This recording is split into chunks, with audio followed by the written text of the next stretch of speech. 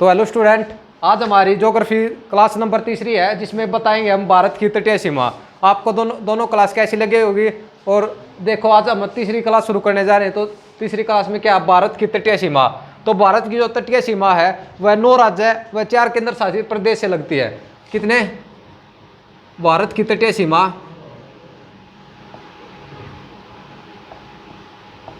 भारत की जो तटीय सीमा है वह 9 राज्य और 4 केंद्र शासित प्रदेश से लगती है, यूटी।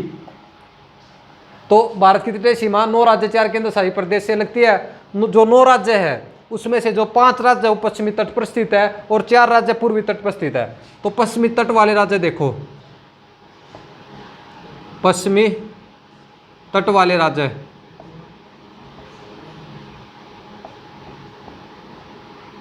कौन कौन से हैं जिसमें पश्चिमी तट वाले राज्य है? 5। पहला गुजरात, दूसरा महाराष्ट्र, तीसरा गोवा, चौथा कर्नाटक और 5वां है केरल।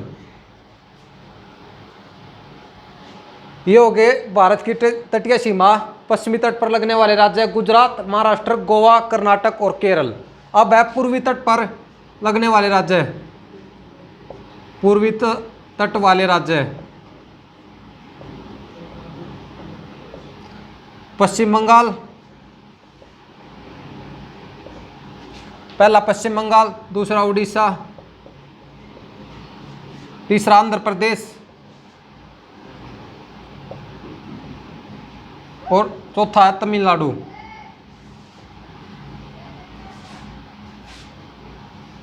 तो ये हो गया हमारा भारत की तटीय सीमा 9 राज्य और 4 केंद्र शासित प्रदेश से लगती है। 5 राज्य जो है वो पश्चिमी तट पर स्थित है और 4 राज्य पूर्वी तट पर स्थित है। 5 राज्य जो पश्चिमी तट पर है, गुजरात, महाराष्ट्र, गोवा, कर्नाटक और केरल। और जो 4 राज्य हो जो पूर्वी तट पर है, पश्चिम बंगाल, उड़ीसा, आंध्र प्रदेश और तमिलनाडु। तो पढ़ लिए।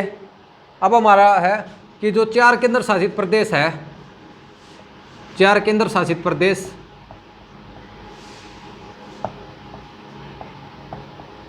जो तटीय सीमा बनाते हैं, कौन कौन से 4 केंद्र शासित प्रदेश जो तटीय सीमा बनाते हैं? तो पहले नंबर पे आ जाएगा अंडमान निकोबार,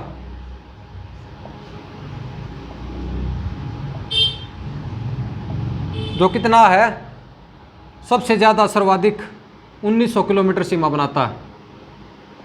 1900 किलोमीटर सर्वाधिक। पहले अंडमान निकोबार, दूसरे पर लक्षद्वीप, तीसरे पर पुडुचेरी और चौथे नंबर पर है सबसे कम दादरा और नगर हवेली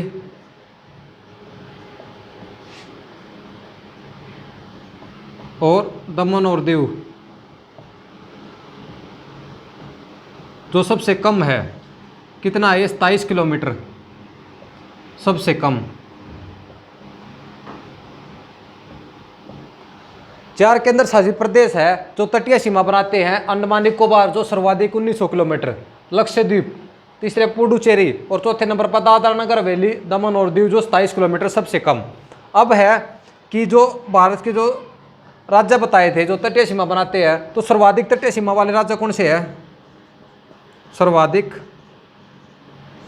तटीय सीमा वाले राज्य,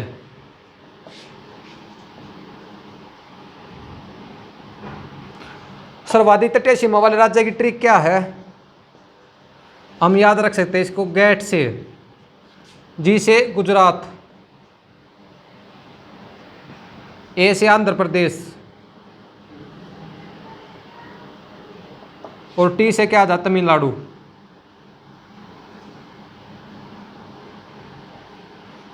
जो गुजरात है वो 1214 किलोमीटर सीमा बनाता है, आंध्र प्रदेश 973 किलोमीटर और तमिलनाडु कितना बनाता है? तो 960 किलोमीटर।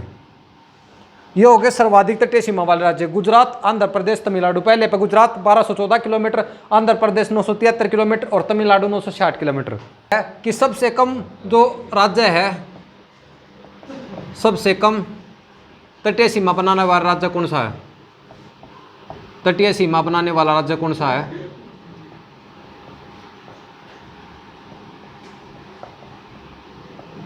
तो वो है गोवा। गोवा सबसे कम तटीय सीमा बनाता है। कितनी बनाता है? 106 किलोमीटर सबसे कम तटीय सीमा। सर्वाधिक हमें पढ़ लिया, गेट से याद रखते हैं गुजरात, आंध्र प्रदेश और तमिलनाडु। और सबसे कम तटीय सीमा बनाने वाला राज्य है गोवा, 106 किलोमीटर। अब पढ़ेंगे हम कर्क रेखा के बारे में। कर्क रेखा, जो कर्क रेखा है वो भारत के 8 राज्यों से होकर गुजरती है। 8 राज्य से होकर गुजरती है। इसकी किस तरह जो ट्रिक याद रखेंगे हम, क्या है वो है मित्र पर गमछा जार। मित्र पर गमछा जार। मित्र पर गमछा जार। तो मी से है मिजोरम, तरह से त्रिपुरा, पै से पश्चिम बंगाल और रै से राजस्थान, गै से गुजरात और मैं से क्या मध्य प्रदेश, छा से छत्तीसगढ़ और जार से क्या था झारखंड। तो ये हो गए भारत के 8 राज्य जहां से कर्क रेखा गुजरती है। कौन से? मित्र पर गमछा जार। मी से मिजोरम, त्रै से त्रिपुरा, पै से पश्चिम बंगाल, रै से राजस्थान, गै से गुजरात, मैं से मध्य प्रदेश, छा से छत्तीसगढ़ और जार से झारखंड। अब है कि कर्क रेखा के उत्तर में कौन सा राज्य पड़ता है? कर्क रेखा के उत्तर में पड़ने वाला राज्य है, उत्तर में पड़ने वाला राज्य है। कर्क रेखा के उत्तर में कौन सा राज्य है? तो वो है नागालैंड। कौन सा है? नागालैंड। यह होगी कर्क रेखा। कर्क रेखा भारत के 8 राज्यों से होकर गुजरती है। मित्र पर गमछा जार, मिजोरम, त्रिपुरा, पश्चिम बंगाल, राजस्थान, गुजरात, मध्य प्रदेश, छत्तीसगढ़ और झारखंड। अब कर्क रेखा उत्तर में कौन सा राज्य पड़ता है? तो वो है नागालैंड।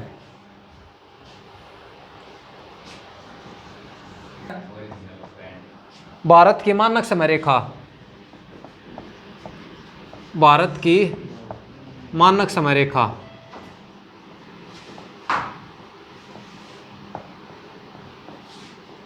भारत की मानक समय रेखा की अगर अपन बात करें तो देखो भाई, सबसे पहले क्या निकल का होगा कि देशांतर के आधार पर समय का निर्धारण होगा। देशांतर के आधार पर समय का निर्धारण होगा।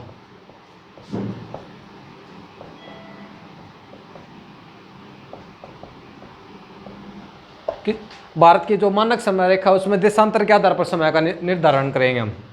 और ये क्या है? इसमें होता IST, Indian standard time line. Indian standard time line. IST Indian standard time line को भारत की समय रेखा माना गया। भारत की समय रेखा माना गया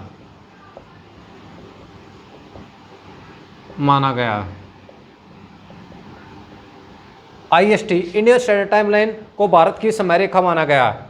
और अब है कि 82.5 डिग्री पूर्वी देशांतर, 82.5 डिग्री जो पूर्वी देशांतर है वो भारत की मानक समय रेखा माना गया। भारत की मानक समय रेखा माना है।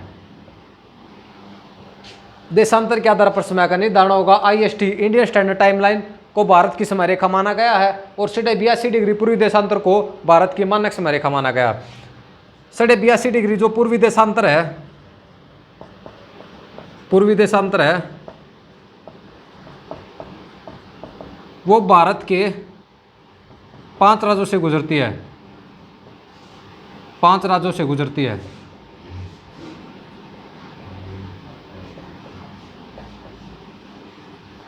भारत के 5 राज्यों से होकर गुजरती है। कौन कौन से वे? पहले पे आ जाओ उत्तर प्रदेश, दूसरे पे है मध्य प्रदेश,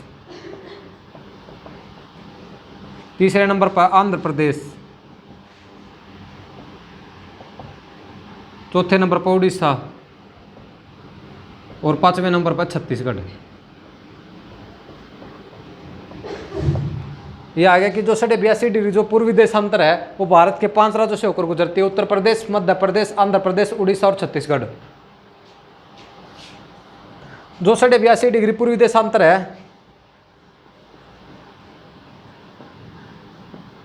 है वो भारत के प्रयागराज से होकर गुजरती है, प्रयागराज से होकर गुजरती है।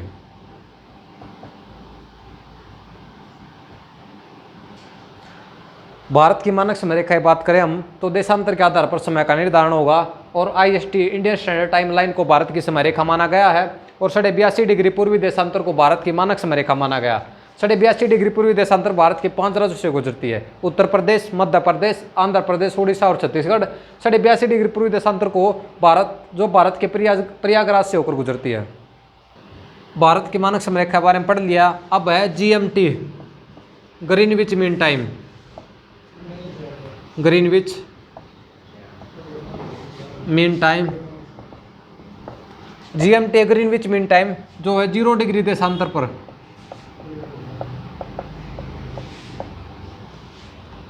को अंतर्राष्ट्रीय समय रेखा माना गया, अंतर्राष्ट्रीय समय रेखा माना गया, अंतर्राष्ट्रीय समय रेखा माना गया,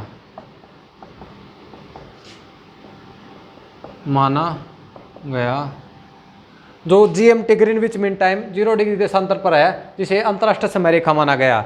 IST थी भारत की समय रेखा और GMT है अंतर्राष्ट्रीय समय रेखा। IST और GMT के बीच, IST किसकी है? इंडिया की, और ये जो GMT वो किसकी है? लंदन की। IST और GMT के बीच 5.5 घंटे का अंतर पड़ता है, 5.5 घंटे का अंतर पड़ता है। IST और GMT के बीच 5.5 घंटे का अंतर पड़ता है। और सूर्य की किरणें हैं, ये सूर्य हो गया, तो सूर्य की किरणें सबसे पहले अरुणाचल प्रदेश में पड़ती है, पहले अरुणाचल प्रदेश में पड़ती है और सबसे आखिरी में गुजरात में पड़ती है।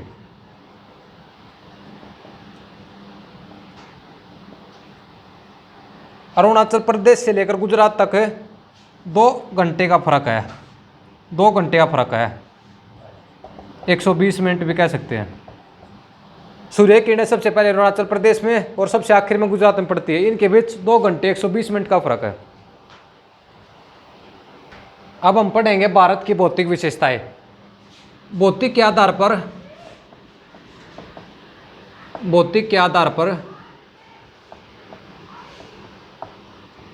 भारत को 6 भागों में बांटा गया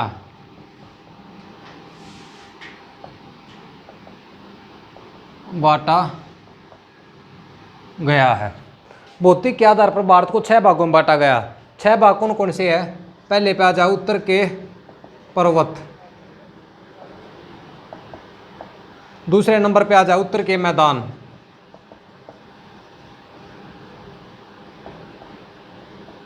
और तीसरे नंबर पे आ जाए प्रायद्वीपीय पठार,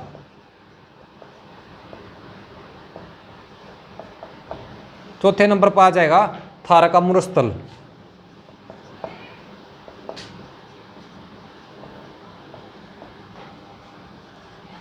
पांचवें नंबर पे आ जाता तटीय मैदान, और छठे नंबर पे आ जाए द्वीप समूह। ये है भौतिक के आधार पर भारत को 6 भागों में बांटा गया है। उत्तर के पर्वत, उत्तर के मैदान, प्रायद्वीपीय पठार, थार का मरुस्थल, तटीय मैदान और द्वीप समूह। भारत का जो क्षेत्रफल है वो हमने पहली क्लास में पढ़ा था। भारत का क्षेत्रफल है 32,87,263 किलोमीटर स्क्वायर। यह भारत का क्षेत्रफल। और इसमें मैदान कितने हैं? मैदान है 43.5% सर्वाधिक। इसमें जो मैदान है वो है 43.5% सर्वाधिक। और फिर है मैदान हो गए 43.5%। पठार है दूसरे नंबर पठार 27%। और तीसरे नंबर पर है पहाड़ जो कितने हैं 18.5%। और लास्ट है पर्वत जो है 10.5%, सबसे कम। क्या है? भारत का जो क्षेत्रफल है वो 32,87,263 किलोमीटर स्क्वायर, जिसमें मैदान है 43.5% सर्वाधिक, पठार है 27%, पहाड़ है 18% और पर्वत है 10%। जो पठार होते हैं, पठार क्या होते हैं? पठार होते हैं ऊपर से होते समतल, जो नीचे से उठा हुआ हो, नीचे से उठा हुआ हो और ऊपर से समतल हो, और ऊपर से समतल हो। बिल्कुल स्ट्रेट होगा, ऊपर से समतल, नीचे से उठा हुआ है और ऊपर से समतल है, जिसे हम 300 मीटर की दूरी से देख सकते हैं। 300 मीटर की दूरी से देखा जा सके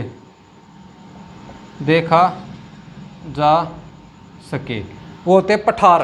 पठार क्या होते हैं? जो नीचे से उठा हुआ हो और ऊपर से समतल हो, जिसे हम 300 मीटर की दूरी से देख सके, वो अपने पठार होते हैं। अब है पहाड़। जो पहाड़ होते हैं वो क्या होते हैं? जिनकी ऊंचाई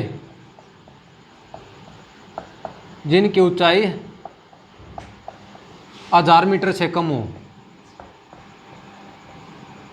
1000 मीटर से क्या हो? कम हो। पहाड़ जिनकी ऊंचाई 1000 मीटर से कम हो वो पहाड़ होते हैं। और पर्वत क्या होते हैं?